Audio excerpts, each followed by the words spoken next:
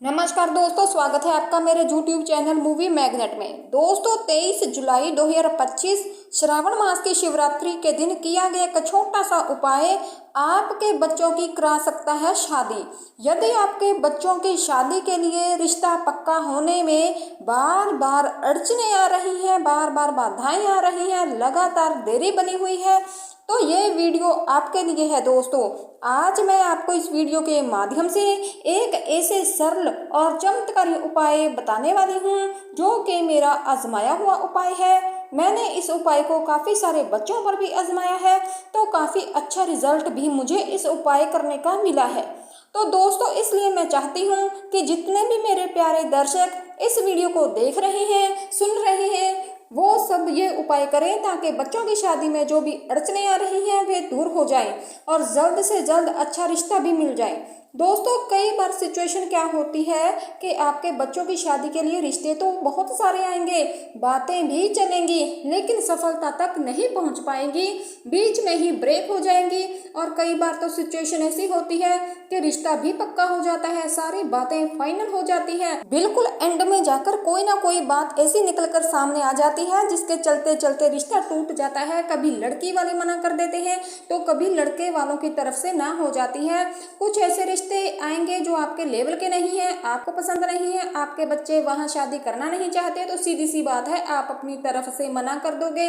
और कोई ऐसा रिश्ता जो बिल्कुल आपके लेवल का है, आपके बच्चे भी वहां खुशी खुशी करना चाहेंगे, आपको वो रिश्ता पसंद है, लेकिन वे रिश्ता सामने से पक्का नहीं हो पाएगा। जबकि आपके बच्चे दिखने में बहुत सुंदर हो सकते हैं, अच्छी खासी उनकी नौकरी हो सकती है, जॉब हो सकती है, या फिर अपना खुद का बिजनेस हो सकता है। भगवान की कृपा से आपका बैकग्राउंड भी काफी अच्छा हो सकता है। इतना कुछ होने के बावजूद भी दोस्तों शादी में लगातार यदि अड़चने बन रही हैं, समस्याएं आ रही हैं, तो इसका मतलब ये है कि जन्म कुंडली का जो भी सप्तम भाव जहां से विवाह का विचार होता है वो सप्तम भाव पीड़ित अवस्था में है, या फिर सप्तम भाव का स्वामी अलगाववादी ग्रहों के प्रभाव में आ चुका है। तो दोस्तों समस्या चाहे कैसी भी हो, एक उपाय बता रही हूँ, ये उपाय आप जरूर करिए, आपको लाभ मिलेगा। उपाय बताऊं इससे पहले मैं आपसे निवेदन करती हूँ, यदि आप मेरे YouTube चैनल मूवी मैग्नेट पर नए आए हैं और आपने अभी तक मेरे चैनल को सब्सक्राइब नहीं किया, तो आप मेरे चैनल को सब्सक्राइब कर लें और बेल आइकन को भी प्रेस कर लेना, ताकि मेरी आने वाली हर वीडियो आप तक आसानी से पहुंच सके और बिना अड़चन के वो वीडियो आप देख पाएं। दोस्तों 23 जुलाई 2025 इस दिन बुधवार का दिन है और श्रावण मास की शिवरात्रि का जो व्रत है वो इसी दिन रखा जाएगा। तो इस दिन से उपाय आपने करना है, सुबह से लेकर शाम तक किसी भी समय आप यह उपाय कर सकते हैं दोस्तों, क्योंकि इस दिन मंदिर खुला रहेगा, दोपहर में बंद नहीं होगा, इसलिए ये उपाय आप सुबह से लेकर शाम तक किसी भी समय में कर सकते हैं। दोस्तों ये उपाय कैसे करना है उसको आप ध्यान से सुन लीजिए। आपके पास एक बेलपत्र होना चाहिए, बिल्कुल साफ सुथरा बेलपत्र। श्रावण मास का महीना है और आसानी से बेलपत्र आपको मिल जाएगा। आपके आसपास कोई भी बेलपत्र का पेड़ है वहां से भी आप ये ले सकते हैं, या फिर मंदिर के सामने भी बहुत सारे ऐसे लोग होते हैं जो बेलपत्र बेच रहे होते हैं, तो वहां से भी आप खरीद सकते हैं। तो एक बेलपत्र आपके पास होना चाहिए और अष्टगंध चंदन आता है अष्टगंध के नाम से। तो ये आपको कहाँ से मिलेगा दोस्तों? जहाँ से पूजा का सामान मिलता है वहाँ से आपको शायद 20 या 30 रुपए के आसपास मिल जाएगा, या 30 रुपए का भी मिल सकता है। तो अष्टगंध चंदन के नाम से आपको मिलेगा, वो भी ले लीजिए। अब ये लिक्विड में आता है और ये पाउडर में भी आता है दोस्तों, तो जो भी मिले आपको आसानी से वो आप ले लीजिए। और इस बेलपत्र के ऊपर आपने लिखना है, ये जो लंबी पत्ती होती है बेलपत्र की, बेलपत्र के ऊपर 3 पत्तियां होती हैं दोस्तों, और जो लंबी पत्ती के बीच वाली पत्ती होती है उस पत्ती पर आपने अष्टगंध चंदन की सहायता से शुभ विवाह लिख देना है। एक माचिस की तीली आप ले सकते हैं, उसके ऊपर छोटी सी रुई आप लपेट सकते हैं, उसकी सहायता से अष्टगंध से आपने शुभ विवाह लिख देना है। यदि आप पाउडर वाला अष्टगंध चंदन लेकर आए हैं तो उसमें थोड़ा सा पानी मिलाकर उसका घोल बनाना है। अगर आपको लिक्विड अष्टगंध मिल गया है तो आपको उसमें पानी मिलाने की कोई जरूरत नहीं है। आप बेलपत्र की बीच वाली जो पत्ती है उसके ऊपर शुभ विवाह लिख देना है। अब जो 2 पत्तियां बच गई हैं, अब इनके ऊपर दोस्तों क्या लिखना है, इनके ऊपर एक पत्ती के ऊपर लिखना है बच्चे की उम्र, कि भाई बच्चा इस उम्र में चला गया है। मान लीजिए आपका बेटा या बेटी है, उसकी उम्र 25 साल हो चुकी है, 26 में चल रहा है, तो आपने 26 लिखना है। 30 की होकर 31वें में हो गया है तो फिर 31 लिखना है। मतलब जिस भी उम्र में आपका बेटा या बेटी चले हुए हैं तो वो उम्र आपने लिख देनी है, और एक पत्ती पर आपने बच्चे का नाम लिख देना है दोस्तों।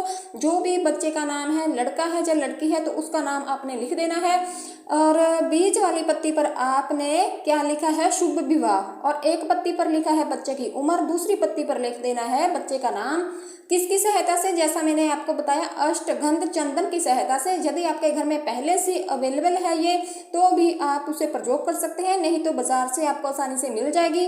तो आपने ये लिख देना है और शिव मंदिर में लेकर के चले जाना है। शिव मंदिर में जाकर के वहां पर शिवलिंग है, वहां पर आपने इस बेलपत्र को अपनी मनोकामना बोलते हुए शिवलिंग पर अर्पित कर देना है दोस्तों। अब जिस साइड में आपने लिखा हुआ है जो हिस्सा है, वो शिवलिंग की तरफ आपने रख देना है, अपनी मनोकामना बोलते हुए दोस्तों, बच्चे का नाम, बच्चे का गोत्र बोलते हुए। और यदि बच्चे खुद ये उपाय कर रहे हैं तो खुद भी कर सकते हैं, तो वो भी इसी प्रकार से करें, अपना नाम, अपना गोत्र बोलते हुए ये आपने शिवलिंग के ऊपर अर्पित कर देना है दोस्तों।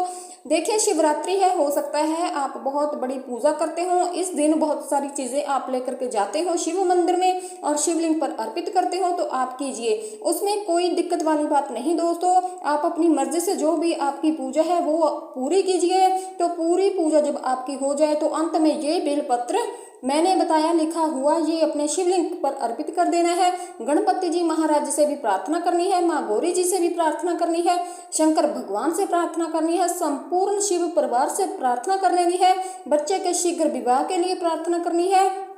बस यही बेलपत्र यदि श्रावण मास की शिवरात्रि में सुबह से लेकर शाम तक किसी भी समय शिवलिंग पर अर्पित कर दिया जाए तो विवाह में आ रही बड़ी सी बड़ी समस्याएं, अड़चने दूर होने लगती हैं और अच्छे से अच्छे रिश्ते आने का संयोग बन जाता है दोस्तों। और ये एक मंत्र मैं आपको बता रही हूँ, श्री शिवाय नमस्तुभ्यम, श्री शिवाय नमस्तुभ्यम, या फिर ओम नमः शिवाय। इस मंत्र का आपको जाप करना है मंदिर में बैठकर। देखिए इस दिन मंदिर में भीड़ हो सकती है, तो मंदिर के किसी भी कोने में आप बैठ सकते हैं। यदि शिवलिंग पर बैठना संभव नहीं है इतनी देर, तो फिर आप किसी भी कोने में कहीं पर भी बैठकर आप श्री शिवाय नमस्तुभ्यम, श्री शिवाय नमस्तुभ्यम बोल सकते हैं, या फिर ओम नमः शिवाय, ओम नमः शिवाय। इस मंत्र का भी आप 11 से 21 बार या फिर 41 बार, 51 बार, 108 बार, जैसा भी आपके पास जितना भी समय है आप बोल सकते हैं। और हाथ जोड़ करके अपनी जो मनोकामना है भगवान भोलेनाथ माँ पार्वती जी के सामने रख दीजिए। आपकी जो मनोकामना है, आपकी जो प्रार्थना है वो जरूर पूरी हो जाएगी। दोस्तों मैंने ये जो भी उपाय आपको बताया उसे 23 जुलाई के दिन जरूर करना, आपको यकीनन इसका अच्छा फल मिलेगा। और दोस्तों कमेंट बॉक्स में हर हर महादेव लिखना मत भूलिएगा। धन्यवाद।